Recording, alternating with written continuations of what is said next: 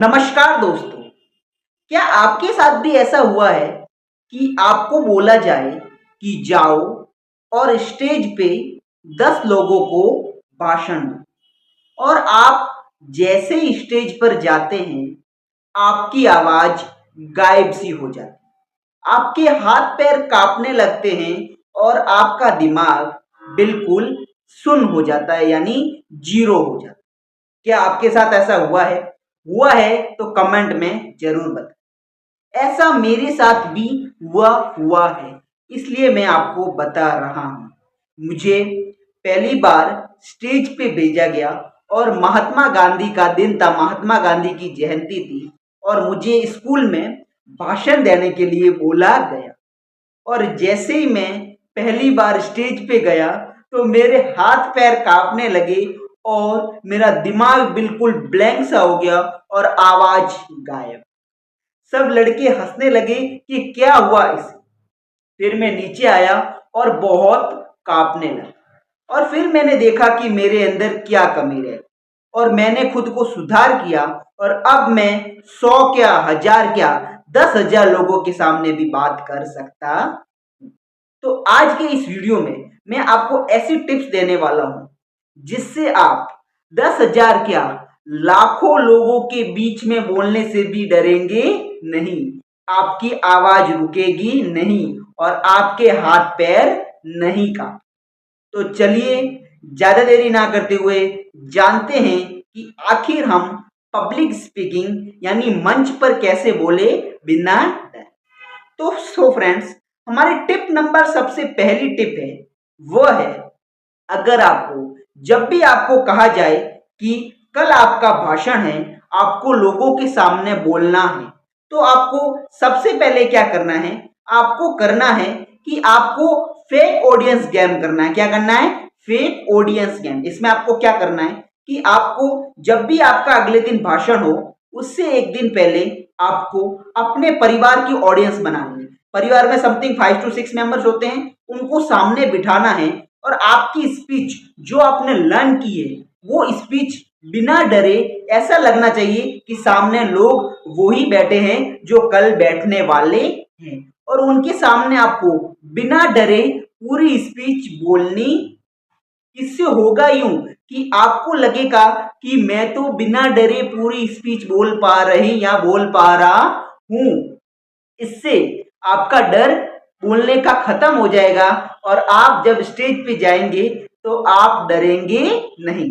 Tip number 1 क्या है? Fake audience game. इसको आप रिमेंबर कीजिएगा और जाने से पहले जरूर ट्राई कीजिएगा। टिप नंबर सेकंड बहुत इंपॉर्टेंट, ध्यान से सुनिएगा। मिस्टेक्स करो। क्या मिस्टेक्स करो? जब भी आप अपनी स्पीच को लर्न करो तो और आप जब बोल रहे हो, प्रैक्टिस कर रहे हो, तो उसमें जानबूझ के मिस्टेक करो। अगर मिस्टेक हो रही है तो ठीक है और अगर मिस्टेक्स नहीं है तो जानबूझ के मिस्टेक्स करो। ऐसा मैं क्यों बोल रहा हूं? क्योंकि अगर आप अपनी स्पीच में जानबूझ के मिस्टेक्स करेंगे तो आपको मिस्टेक्स का डर खत्म हो जाएगा और आपको ऐसा स्टेज पे नहीं लगेगा कि मिस्टेक्स हो गई तो लोग हंसेंगे। आपने खुद ही मिस्टेक करके खुद का मजाक उड़ा दिया है तो अब आपको लोगों के मजाक का डर नहीं रहेगा और आप जब भी स्टेज पर जाएंगे तो आपका जो डर है वो खत्म हो जाएगा मिस्टेक्स का। इससे आपके हाथ पैर नहीं कांपेंगे और आवाज भी नहीं रुकी। समझ गए? पॉइंट नंबर सेकंड है मिस्टेक्स करो, मिस्टेक से हम सीखते हैं। पॉइंट नंबर थर्ड सबसे इंपॉर्टेंट है, जो भी कोई भी जैसे कि ऑब्जेक्ट को पब्लिक बनाओ। क्या बनाओ? ऑब्जेक्ट को अपनी स्पीच सुनाओ, उसको पब्लिक जैसा मानो। कैसे समझाता हूं? जैसे कि घर में कोई भी ऑब्जेक्ट होता है, बोतल हो, प्लास्टिक का डब्बा हो, उसको सामने रखो, उसको ऐसे सामने रखा और अपनी स्पीच पूरी उसको सुना दो। जैसे पानी का ग्लास रख दिया और जो भी आपकी स्पीच है लाइन टू लाइन उसको सुना दो। इससे होगा क्या? आप ऑब्जेक्ट को ऑडियंस मानोगे और अपनी स्पीच उसको पूरी बता दोगे तो आपके अंदर का कॉन्फिडेंस और बढ़ जाएगा। गा कि अब मैंने इसको तो अपनी स्पीच सुना दी, क्योंकि ये ना आपको टोकेगा ना रोकेगा, टोकने वाला कोई होगा नहीं, आप बिना डरे अपनी स्पीच उसको सुना देंगे। इससे आपका जो कॉन्फिडेंस लेवल है वो ऑटोमेटिक बढ़ जाएगा, और जब आप स्टेज पे बोलेंगे तो आप बिल्कुल भी नहीं डरेंगे और ना ही आप कांपेंगे, और आपकी आवाज भी बुलंद रहेगी। पॉइंट नंबर 3 समझ में आएगा, ऑब्जेक्ट को स्पीच बताओ। फोर्थ बहुत इंपॉर्टेंट है, क्या है बताओ, मिरर के सामने स्पीच बोलो।